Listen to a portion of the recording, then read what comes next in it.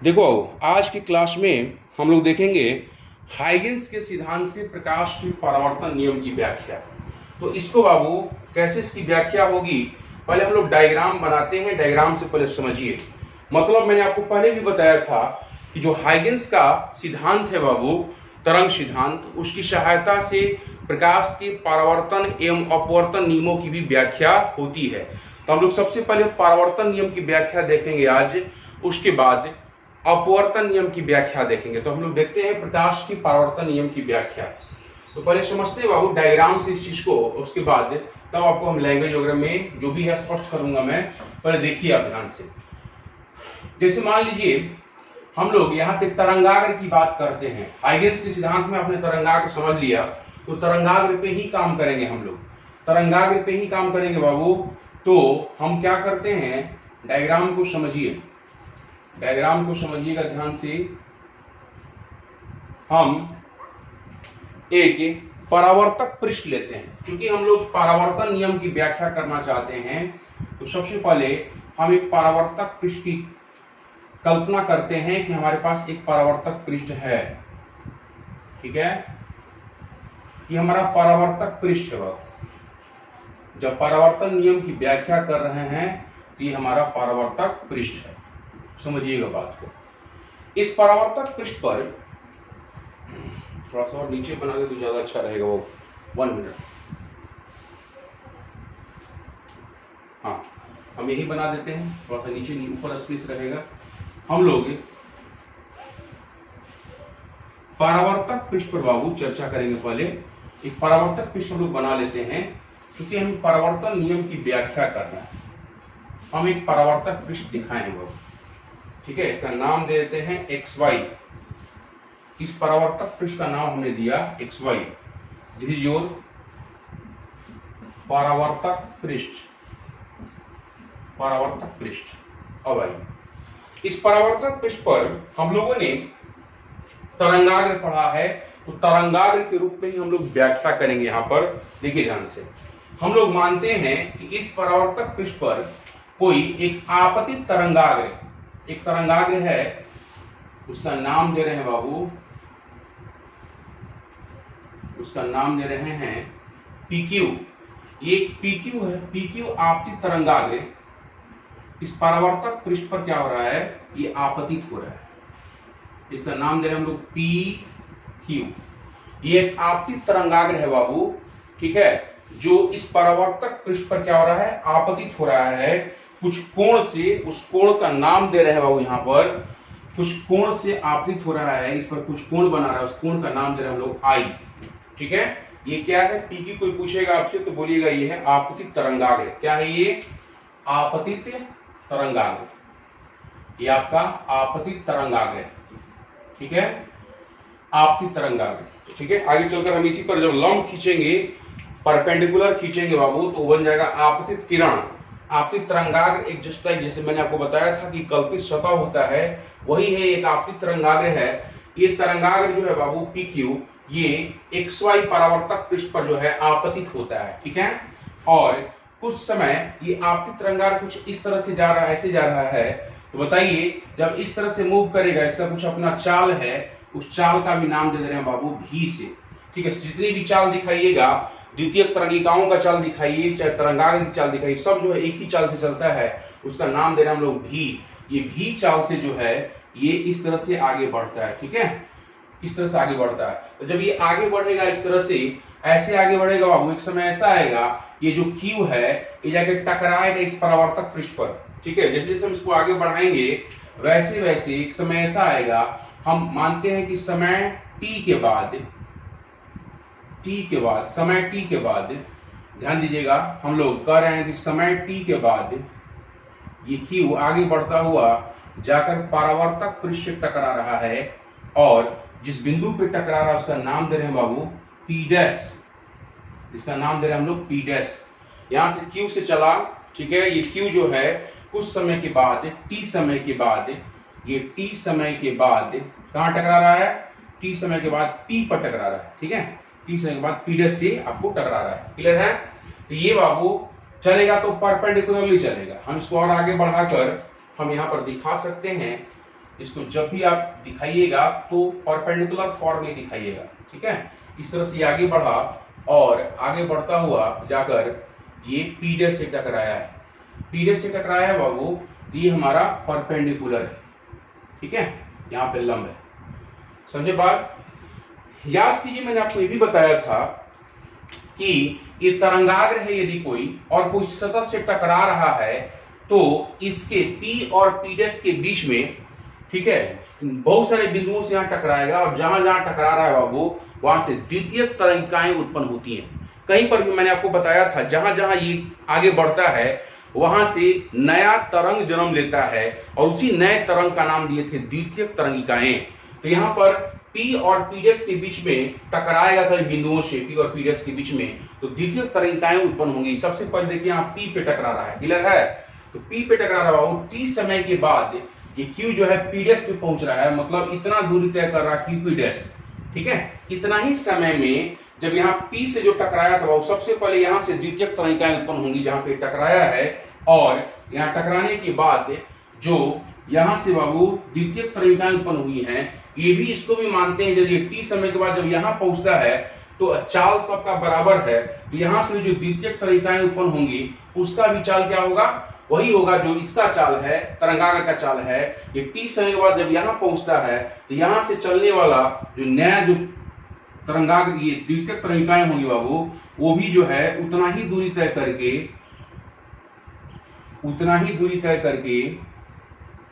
ठीक है, उतना ही दूरी तय करके ये जितना QP डैश है उतना ही दूरी, चूंकि चाल बराबर है और समय भी बराबर है, तो उतना ही दूरी तय करके ये पहुंचता है PQ डैश पर, Q डैश पर यहाँ पे पहुंचता है, ठीक है। इसका नाम Q है, इसका नाम Q डैश दे दिए, ठीक। यहां से बाबू जब ये पहुंचता है तो स्वाभाविक सी बात ये है कि जो दूरी Q से लेकर P डैश तक है, Q ने P डैश तक पहुंचने में जो दूरी तय किया वही दूरी P से लेकर Q डैश तक होगी। यहाँ से जो द्वितीयक तरंगिकाएं चल रही हैं ये जितनी दूरी तय करेंगी, ये दूरी और ये दूरी दोनों बराबर होगा, क्योंकि दोनों T समय पर, T समय के बाद की ही बात है, ये भी आपको T समय की बात है, T समय के बाद की बात है, और ये भी T समय के बाद की बात है। तो बताओ बाबू, जो दूरी इसके द्वारा तय किया गया वही दूरी इसके द्वारा तय किया गया, ठीक है।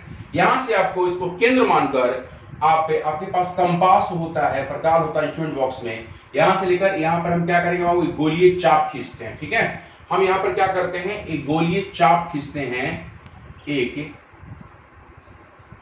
गोलीय चाप हमने खींचा बाबू, हमने एक आर्क खींचा, आर्क मतलब गोलीय चाप खींचा हमने, और ये जो चाप है बाबू इसको समझना है, ये जो चाप हमने खींचा है इसी चाप पर क्या करना है, क्योंकि आपको एक स्पर्श रेखा खींचना है, कहां से, P डैश से, ठीक है। हम लोग क्या करते हैं, इसको ज्वाइन कर देते हैं, P डैश और T डैश को जब ज्वाइन करेंगे, P डैश और T डैश को ज्वाइन करेंगे बाबू, स्पर्श करता हुआ, ध्यान दीजिए ये स्पर्श रेखा की तरह काम कर रहा है, मतलब इस पर स्पर्श रेखा भी खींचेंगे हम लोग, ये दोनों आपस में क्या होगा, ज्वाइन होगा। हम लोग इस पर P डैश से T डैश पर हमने क्या किया बाबू, एक स्पर्श रेखा खींचा है, एक स्पर्श रेखा खींचा है, ये आपका स्पर्श रेखा है, क्लियर है। P डैश से हमने खींचा है स्पर्श रेखा, तो ये बाबू जब स्पर्श रेखा खींच रहे हैं तो ये भी आपको 90 डिग्री होगा, क्लियर है। हमने Q डैश पर एक स्पर्श खींचा है, P डैश से Q डैश पर एक स्पर्श रेखा खींचा है, और ये हमारा स्पर्श रेखा जो है ये एक लंब की तरह काम करेगा, इस पर लंब होगा PQ डैश पर, क्लियर है। यहाँ तक किसी को डाउट नहीं होना चाहिए, अब समझिएगा बात को फिर से। अब देखिए इसके बाद बाबू हम लोग जो स्पर्श रेखा खींचे हैं, अब इसके बारे में समझिएगा। यहां से जो भी प्रकाश किरणें चली हैं, ठीक है, यहां से तरंगाग्र जो है PQ, ये आगे बढ़ता हुआ ये P और P डैश के बीच में कई बिंदुओं से टकराया है, और टकराने के साथ यहाँ पर नई तरंगिकाएं, द्वितीयक तरंगिकाएं उत्पन्न होंगी, और द्वितीयक तरंगिकाएं इसके बीच में जो भी उत्पन्न होंगी P और P डैश के बीच में, ये आगे बढ़ता हुआ सब इससे स्पर्श करेगा, सब टकराएगा इसे जाकर, किससे, P डैश Q डैश से, ठीक है।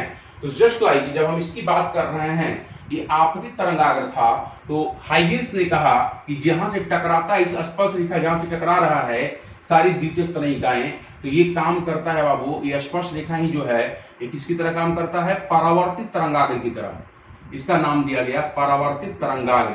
ये जो काम करता है वो परावर्तित तरंगाग्र की तरह काम करता है। ठीक है, समझिएगा। ये जो लाइन देख रहे हैं आप, ये P से निकली हुई द्वितीय तरंगिका जब उसी टाइम में T समय में इतनी दूर तय कर रहा है PQ डैश, और हम इसके बीच एक बाउंड्री निर्धारित कर रहे हैं P डैश Q डैश एक स्पर्श रेखा खींचकर, और इन दोनों के बीच में जितनी भी द्वितीय तरंगिकाएं होंगी सब आगे बढ़ती हुई इसको स्पर्श करेंगी, इससे टकराएंगी, तो ये बाबू हाइजेंस के अनुसार ये परावर्तित तरंगाग्र की तरह काम करता है। क्लियर है? यहाँ तक परावर्तित तरंगाग्र की तरह काम करता है। हम सब चीज बताएंगे आपको, सब चीज समझाएंगे, पहले ध्यान दीजिए। पहले ये अब परावर्तन हमको इसकी व्याख्या करना है, परावर्तन प्रकाश के परावर्तन नियम की व्याख्या करना है। तो अब देखो, अब हम लोग यहाँ पर एक लंब भी ड्रॉ कर रहे हैं, एक परपेंडिकुलर ड्रॉ कर रहे हैं। यहां से P से एक परपेंडिकुलर PN, इसका नाम दे रहे हैं PN। ठीक है, एक परपेंडिकुलर हमने ड्रॉ किया, उसका नाम दिया PN। और आपतन बिंदु है, चूंकि आपतन बिंदु पर डाला गया जो लंब होता है वह विलंब कहलाता है, और यहां पर भी एक लंब होगा, इस पर भी हम लोग एक परपेंडिकुलर ड्रॉ कर देते हैं। ठीक है, इसका नाम देते हैं बाबू, इधर डैश में है, इधर PN डैश नाम देते हैं, PN डैश। क्लियर है? अच्छा, अब देखिए ये I है बाबू। उसी तरह से यदि परावर्तित तरंगाग्र है, इसके लिए हम कोण का जो नाम दे रहे हैं इधर, इसके लिए जो कोण का नाम दे रहे हैं, इसका नाम दे रहे हैं R। ठीक है, ये परावर्तन, जैसे यहाँ पर आपतन कोण के लिए I और परावर्तन कोण के लिए R जैसे दिखाते हैं, ये परावर्तित तरंगाग्र, इसलिए कोण हम दिखा रहे हैं R, इसके लिए I।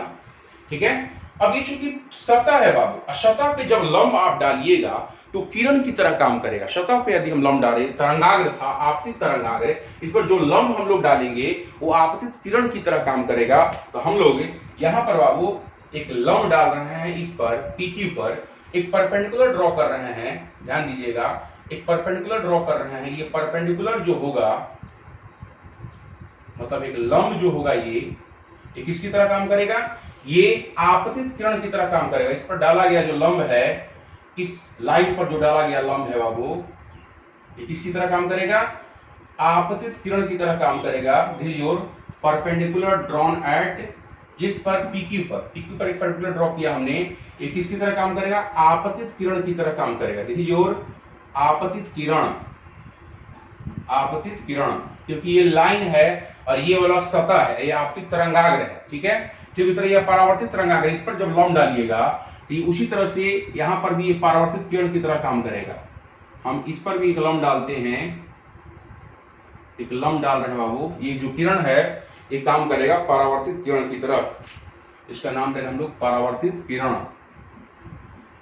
परावर्तित किरण। ठीक है, परावर्तित किरण की तरह काम करेगा। ठीक, अब आइए, यहां सब चीज क्लियर है बाबू। जब ये कोण I है, ये टोटल 90 डिग्री है, यहां से लंब डाले हैं हम लोग 90 डिग्री है, ये हो जाएगा 90 माइनस I, 90 माइनस I। तो फिर पुनः ये कोण जो होगा ये हो जाएगा I। तो देखिए आपतित किरण और ये जो लंब है अभिलंब, इन दोनों के बीच को कोण को बोलते हैं आपतन कोण। ठीक उसी तरह से ये R है, तो ये हो जाएगा, ये वाला कोण हो जाएगा 90 माइनस R। तो ये वाला कोण कितना हो जाएगा बाबू? R, only R। ठीक है, मतलब अभिलंब और परावर्तन, देखिए यहाँ पर परावर्तित किरण के बीच का जो कोण है उसको बोलते हैं परावर्तन कोण। ठीक, अब आइए समझिएगा बात को। यहाँ पर दोनों चीज की व्याख्या हो रही है। पहली बात, आपतित तरंगाग्र पर डाला गया लंब, ये आपतित किरण, और ये था बाबू XY आपको उसी तल में है, या साथ में यहाँ पर ले लीजिए ये परपेंडिकुलर जो ड्रॉ किए यहाँ PN चाहे P डैश N डैश ये भी ले सकते हैं आप, ये अविलंब हो गया। और साथ ही जो परावर्तित किरण है ये तीनों एक ही तल में होंगी, ये तीनों एक ही तल में मौजूद हैं, इसलिए पहला नियम जो है यहाँ पर व्याख्या हो जाती है। और दूसरे नियम की व्याख्या के लिए, उसके लिए थोड़ा सा हम काम करते हैं। यहाँ पर दो ट्रायंगल आपको दिख रहा है, उस ट्रायंगल को समझिएगा बात को। यहाँ पर दो ट्रायंगल दिख रहा है, दोनों ट्रायंगल को ध्यान दीजिए। एक ट्रायंगल का नाम दे रहे हैं बाबू PQP डैश, एक ट्रायंगल दिख रहा है आपको। ठीक है, ये भी एक समकोण त्रिभुज है PQP डैश, और इधर से भी देखिएगा PQ dash P dash, PQ dash P dash, ये दो त्रिभुज समकोण त्रिभुज दिख रहा होगा आपको, PQP डैश और दूसरा PQ डैश P डैश। हम दोनों त्रिभुज में देखते हैं ध्यान से। पहला तो हम लिखवा देंगे लैंग्वेज में आपको कि ये पहला नियम जो है इसी तरह से प्रूफ हो गया कि तीनों एक ही समतल में है। दूसरा देखिएगा, ठीक है, समकोण त्रिभुज समकोण त्रिभुज कौन कौन सा बाबू?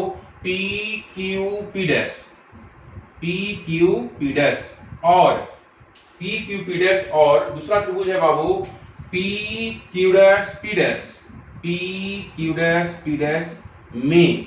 देखिएगा ध्यान से, समझिएगा बात को, क्यों हम क्या लगाने जा रहे हैं इस चीज को देखिए।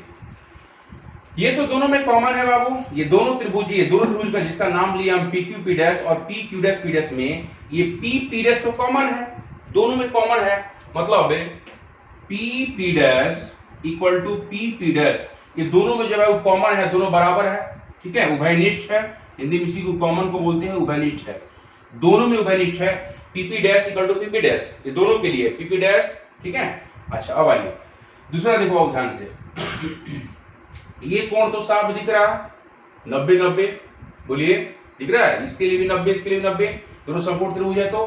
और एक चीज मैंने ये भी बताया आपको कि जो दूरी ये था पी क्यू डैश, वही दूरी है क्यू पी डैश की, दोनों दूरी आपका बराबर है, एक भुजा भी हमको बराबर दिख गया, मतलब। और देखिए ध्यान से, पी क्यू डैश, ठीक है, इस त्रिभुज में नाम दिए थे पी क्यू पी डैश था ना, पर इसी को लिख लीजिए पी क्यू पी डैश के लिए क्यू पी डैश, इसका भुजा पे लिख लीजिए क्यू पी डैश बराबर होगा किसके बराबर होगा बाबू? पी क्यू डैश के बराबर होगा, ये दोनों बराबर है, ठीक है, ये दोनों दूरी बराबर है। और इसके लिए VT आपको फॉर्मूला इस्तेमाल किया गया था, V इंटू टी, मतलब चाल गुने समय, दूरी दे देगा आपको, ठीक है, दूरी बराबर। देखिए यहाँ पर ध्यान से, हम चाल और समय गुना करेंगे तब ये दूरी मिल जाएगा, दोनों दूरी आपस में बराबर है, क्यों? क्योंकि दोनों सब समान चाल से चला है, समय भी दोनों के लिए बराबर लिखा गया, t समय के बाद, इसके लिए भी t समय के बाद, तो देखिए t समय के बाद दोनों दूरी बराबर होगा।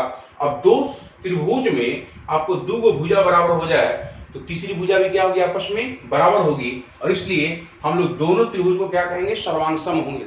ये दोनों त्रिभुज, तब दोनों त्रिभुज क्या होंगे? सर्वांगसम होंगे, दोनों त्रिभुज सर्वांगसम होंगे। जब सर्वांगसम होगा बाबू तो बताइए क्या ये वाला कोण और ये वाला कोण बराबर नहीं होगा? देखिए तो दोनों संगत कोण है, ध्यान दीजिए, ये त्रिभुज, इस त्रिभुज का ये वाला जो कोण है I और इस त्रिभुज का ये वाला जो कोण है R, तब कोण I बराबर कोण R। कोण I क्या था बाबू? आपतन कोण, और R क्या था? परावर्तन कोण। मतलब क्या लिख रहे हैं हम लोग? आपतन कोण परावर्तन कोण के बराबर हो गया। तो प्रकाश के परावर्तन के नियम में नहीं आया था आपको आपतन कोण परावर्तन कोण के बराबर, ठीक है। तो जब दोनों बराबर हो जाए इसका मतलब दूसरा नियम भी हमको यहाँ पर प्रमाणित कर रहा है कि दूसरा नियम भी आपतन कोण और परावर्तन कोण बराबर है, दूसरा नियम भी सत्य है हमारा। और ये हाइगेंस के सिद्धांत से हम इस चीज को प्रूव कर रहे हैं, प्रकाश के परावर्तन नियम को। तो दोनों नियम हमें प्राप्त हो गया हाइगेंस के सिद्धांत से, इसलिए हम लोग कहेंगे कि हाइगेंस के सिद्धांत से प्रकाश के परावर्तन के नियम की आसानी से व्याख्या कर सकते हैं। मैं फिर से रिपीट कर दूंगा, फिर से समझा दूंगा, इसमें कोई दिक्कत नहीं है, लेकिन लैंग्वेज पहले हमें लिखवाना है बाबू। या तो डायग्राम बनाइए, पहले लैंग्वेज लिखवा देते हैं, लास्ट में आपको डायग्राम बनाइएगा, पहले लैंग्वेज लिखना शुरू कीजिए, पहले स्टार्ट कीजिए। जैसे बताया बाबू उसी तरह से स्टार्ट कर रहा हूँ। ये आपतित तरंगाग्र, मैं फिर से रिपीट कर रहा हूँ, देखिए, और आपतित तरंगाग्र है PQ, है ना। ये जो है इस परावर्तक सतह XY पर क्या हो रहा है? आपतित हो रहा है, ठीक है, बिंदु P से ये टकरा रहा है, ये आपतित तरंगाग्र, तरंगाग्र जो है P से टकरा रहा है और इस तरह से ये आगे बढ़ रहा है। इसकी चाल जो है V है और V चाल है, तो ये Q जो है T समय के बाद बिंदु P डैश पे पहुंचती है, एक दूरी तय करेगी QP डैश, ठीक है। उतना ही समय में यहां से निकलने वाली जो द्वितीय तरंगिकाएं हैं इस बिंदु से, वो भी जो है आगे बढ़ता हुआ वो PQ डैश तय करता है, बराबर दूरी तय करेगा दोनों, क्योंकि चाल सब बराबर ही होता है सबके लिए, और समय t के बाद बात हो रही है, तो इसके लिए भी t के बाद बात हो रही है, इसके लिए भी t के बाद बात हो रही है, तो ये QP डैश बराबर होगा PQ डैश का। हमने क्या किया था, यहाँ इसको केंद्र मानकर हमने एक चाप खींचा था, यहाँ पे एक आर्क खींचा था, गोलीय चाप खींचा था बाबू, और इसी गोलीय चाप पर इस बिंदु से स्पर्श रेखा हमने खींचा था। तो हाइगेंस के अनुसार ये वाला जो है बाबू परावर्तित तरंगाग्र की तरह काम करता है। क्यों? क्योंकि यहाँ से निकलने वाली जितनी भी द्वितीय तरंगिकाएं हैं ये सब जाके वहां पे स्पर्श करती हैं और इसी पृष्ठ पर जाकर स्पर्श करती हैं, इसलिए इस पृष्ठ का नाम दिया गया परावर्तित तरंगाग्र। और इस पर जब लंब हम लोग डालेंगे तो परावर्तित किरण की तरह काम करेगा, और इस पर जब लंब डालेंगे तो किरण की तरह वो भी काम करेगा, उसका नाम पड़ेगा आपतित किरण, इसका नाम पड़ेगा परावर्तित किरण। क्लियर है यहाँ तक? तो चलिए पहले आप लैंग्वेज लिखना स्टार्ट कीजिए बाबू, उसके बाद तब इसको डायग्राम वगैरह जो है जब बोलेंगे तब बनाइएगा। लिखिए आप, लिखिए माना कि एक आपतित तरंगाग्र, माना कि एक आपतित तरंगाग्र, माना कि एक आपतित तरंगाग्र, आपतित तरंगाग्र PQ, डायग्राम देखते रहिएगा जैसे जैसे समझाऊंगा मैं। माना कि एक आपतित तरंगाग्र PQ परावर्तक पृष्ठ, परावर्तक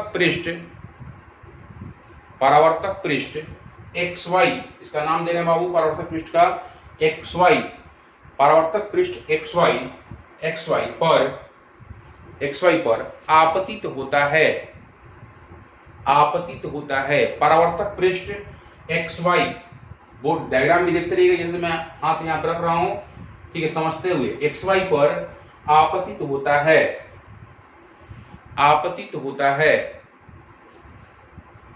XY पर आपतित होता है, ठीक है। लिखिए, इस तरंगाग्र की चाल, खड़ी पाई के बाद इस तरंगाग्र की चाल भी है, इस तरंगाग्र की चाल भी है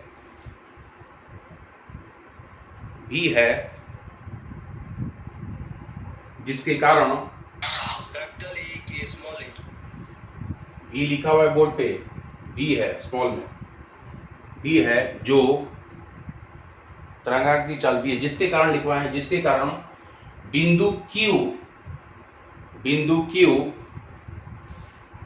Q T समय के बाद, छोटा वाला T, यहां देखिए छोटा वाला T लिखा हुआ है, T समय के बाद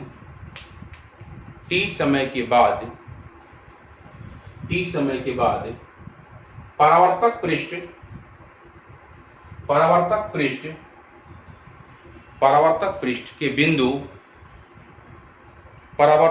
के बिंदु P डैश, परावर्तक पृष्ठ के बिंदु P डैश से टकराता है, परावर्तक पृष्ठ के बिंदु P डैश से टकराता है। क्लियर है? परावर्तक पृष्ठ के बिंदु P डैश से टकराता है, P डैश से टकराता है, ठीक। खड़ी पाई देखिए, आपतित तरंगाग्र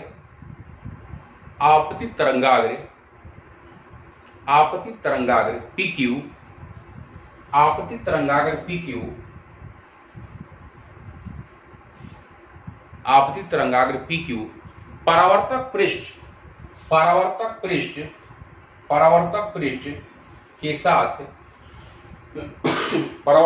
के साथ कोण I लिखिएगा, डायग्राम भी देखते रहिए। कोण I बनाता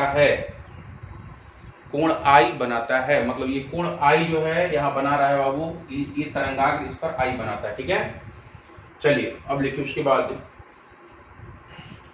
देखिए, प्रारंभ में बिंदु P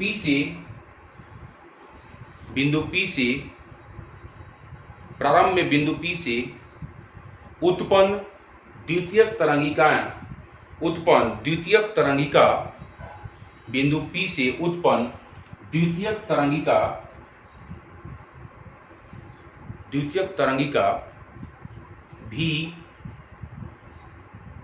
तरंगिका भी T समय के बाद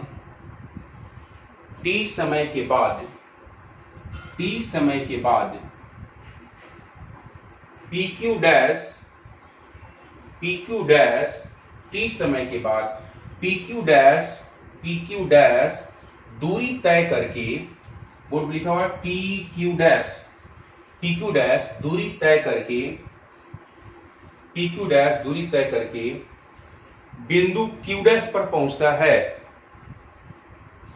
बिंदु Q डैश पर पहुंचता है, ठीक है। स्पष्ट जस्ट नीचे लिखिएगा, जस्ट नीचे से स्पष्ट Q डैश लिखा, देखो यहाँ देखो डायग्राम देखो, Q डैश क्यू डैश से पहुंचता, स्पष्ट जस्ट नीचे लिखिएगा, ये जो दूरी है पी क्यू डैश और ये Q P dash, P Q dash बराबर क्यू पी डैश बराबर v इंटू टी। क्योंकि ये चाल दोनों का सब समान होगा, मैंने पहले भी बताया है, सब एक ही चाल से चलता है और t समय के बाद बात हो रही है तो चाल गुने समय ये दूरी देगा, ये दोनों दूरी आपस में बराबर होगा क्योंकि दोनों के लिए vt आएगा, इसके लिए भी v इंटू टी और इसके लिए v इंटू टी। देखिए दोनों दूरी क्या होगा, आपस में बराबर होगा। इसको लिख लीजिए, अस्पष्टता लिखकर जस्ट नीचे से लिखिए, अस्पष्टता ऐसे लिखकर जस्ट नीचे लिख लीजिए उसको, ठीक है। इसको लिखिए पहले,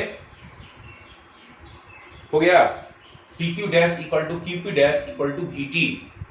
इतना दूरी जो है तय करता है, दोनों वी टी दूरी तय करता है, इसलिए दोनों बराबर होगा, ठीक है। फिर लिखिए, पैराग्राफ चेंज कीजिए नीचे से, नीचे लिखिए, पैराग्राफ चेंज करके लिखिए नीचे से, लिखिए बिंदु P को, यहां भी देखते रहिएगा बोर्ड पर, बिंदु P को, जैसे मैं हाथ रख रहा हूं समझा रहा हूं, ध्यान दीजिएगा, बिंदु P को केंद्र मानकर, पैराग्राफ चेंज करके लिखिएगा, बिंदु P को केंद्र मानकर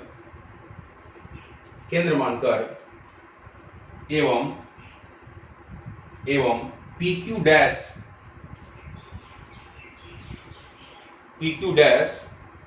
को त्रिज्या मानकर, PQ डैश को त्रिज्या मानकर एक गोलीय चाप,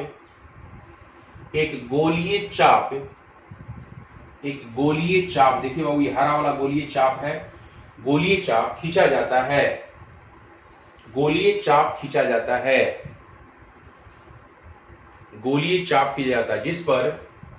जिस पर बिंदु P डैश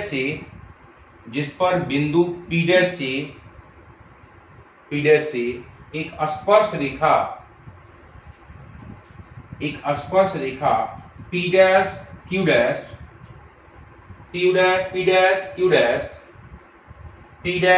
डैश खींची जाती है, एक स्पर्श रेखा P डैश Q डैश खींची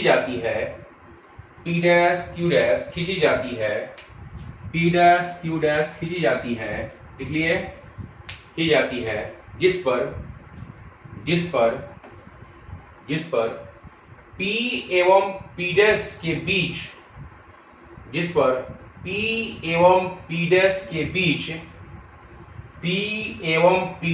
बीच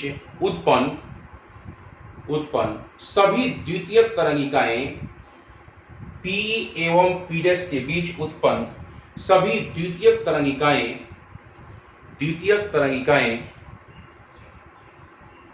स्पर्श करती हैं, किसको भाई, P डैश को, इस पर P डैश Q डैश पर स्पर्श करती हैं,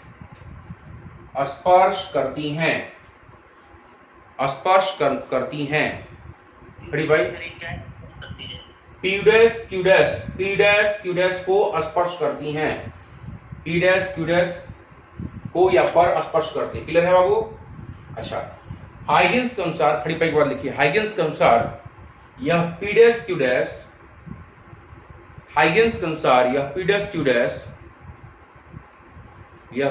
डैश परावर्तित तरंगाग्र, P डैश Q डैश परावर्तित तरंगाग्र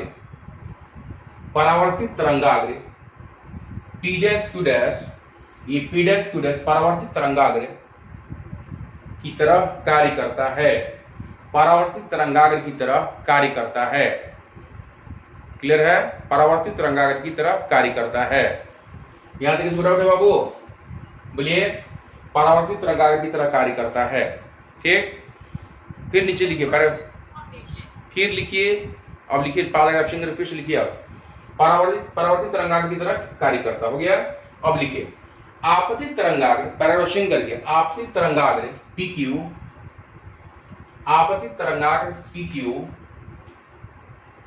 PQ पर डाला गया लंब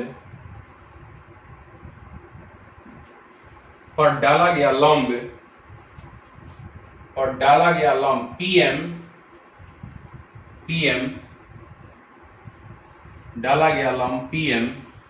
ब्रैकेट में कर दीजिए, आपतित किरण इसको लिखवाए हैं बाबू आपतित किरण। देखिए यहाँ पर बोर्ड पे लिखा हुआ है आपतित किरण, PQ पर डाला गया लंब PM, ब्रैकेट में कर दीजिए आपतित किरण कॉमा कॉमा परावर्तित तरंगाग्र कॉमा देकर परावर्तित तरंगाग्र P डैश Q डैश, परावर्तित तरंगाग्र P डैश Q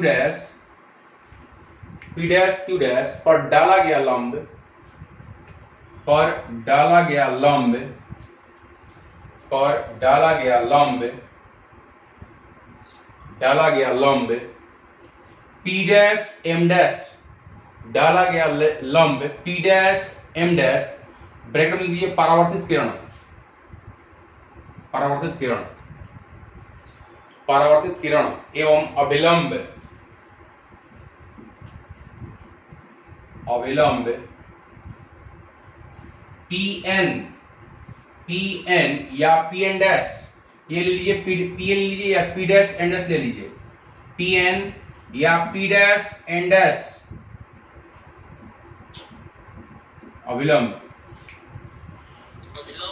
हाँ अभिलंब PN लिखिए, PN या P dash N dash, board पे भी देखते रहिए, मैं उंगली यहां दिखा रहा हूं आपको, P डैश N डैश, ये दोनों अभिलंब ही है, ये लीजिए चाहे ये लीजिए, P डैश N डैश, तीनों तीनों एक ही समतल में हैं, तीनों एक ही समतल में हैं, तीनों एक ही समतल में हैं।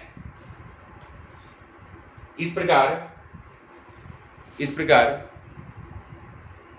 इस प्रकार प्रकाश के परावर्तन के प्रथम नियम, प्रकाश के परावर्तन के प्रथम नियम, प्रकाश के परावर्तन के प्रथम नियम की व्याख्या हो जाती है। प्रकाश के परावर्तन के प्रथम नियम की व्याख्या हो जाती है, ठीक है, व्याख्या हो जाती है, ठीक। अब दूसरा नियम को अब लिखिएगा मत, सुनिए पहले, अब दूसरे नियम को जो हम व्याख्या करने जा रहे हैं बाबू, दूसरे नियम कैसे व्याख्या होगा, डायग्राम अब दिखाइए, डायग्राम दिखाइए और उसके जस्ट नीचे इसको लिख लीजिए, आपतन कोण परावर्तन कोण के बराबर आया हमारा, तो यहाँ पर लिखेंगे दूसरा नियम का भी इस प्रकार लिखे, लास्ट लिखवा देंगे आपको, लैंग्वेज लिख देता हूं मैं। अब डायग्राम आप लोग बनाइए, डायग्राम बना के इसको उतारिए, ठीक है, डायग्राम बनाकर इसको उतारिए बाबू,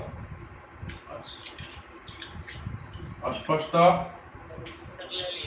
डायग्राम बनाकर इसको उतार लीजिए, ये भी उतारना जरूरी है आपको। सर आती है।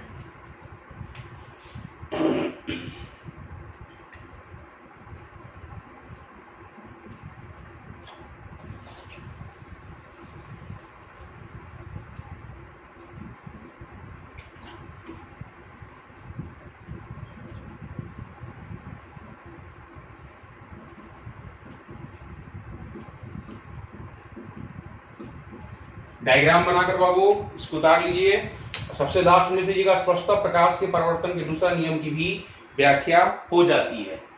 दोनों नियम की व्याख्या हो जा रही है बाबू, तो इसलिए अब हमारा हाइगेंस के सिद्धांत से, जिसमें हम तरंगाग्र वगैरह का कॉन्सेप्ट यूज किए हैं, हाइगेंस के सिद्धांत की सहायता से हम लोगों ने प्रकाश के परावर्तन नियम की व्याख्या की। डायग्राम बनाकर ये दूसरा नियम भी आपको दिखा दीजिए कि हम लोग इस दो त्रिभुज लेंगे, हम लोग यहाँ पर समकोण त्रिभुज, फिर से मैं रिपीट कर दे रहा हूँ, ध्यान दीजिए आप, समकोण त्रिभुज P Q P डैश और दूसरा है P Q dash P dash, ये दोनों समकोण त्रिभुज है, ठीक है। अब दोनों को हम सर्वांगसम प्रूफ करेंगे, जब सर्वांगसम मतलब होता है, पढ़े पहले आप ज्योमेट्री में भी, जब सर्वांगसम होता है तो सभी अंग आपस में बराबर होंगे।